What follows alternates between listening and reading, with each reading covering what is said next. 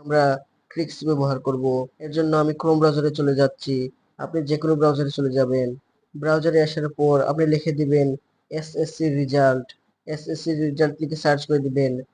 তারপর প্রথমে যে ওয়েবসাইটের লিঙ্কটি পাবেন সেই ওয়েবসাইটের লিঙ্কে ক্লিক করবেন, অথবা আমার ভিডিও ডিসক্রিপশন বক্সে লিঙ্ক দেওয়া থাকবে, সেখান থেকে আপনারা লিঙ্কটিতে ক্লিক করতে পারেন।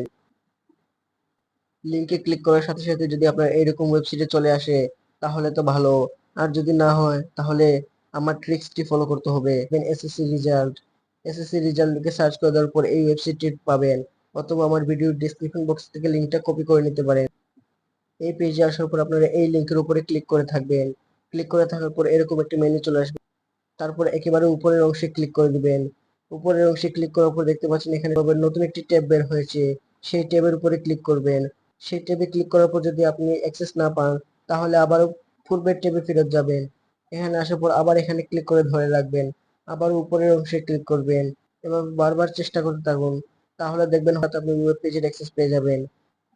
ওয়েব পেজের অ্যাক্সেস পেয়ে গেলে আপনি নরমাল পদ্ধতিতে আপনি আপনার রেজাল্ট চেক করে নিতে পারেন। তো এই ছিল আজকের ভিডিও। ভালো লাগলে সবাই চ্যানেলটি সাবস্ক্রাইব করে দিবেন। আর যদি আপনি কোনো মতামত জানাতে চান তাহলে আমার ফেসবুকে জানাতে পারেন। আমার ফেসবুকের ঠিকানা TECH স্পেস CENT, এটা লিখে সার্চ করে দিলে ফেসবুকে আমাকে পেয়ে যাবেন।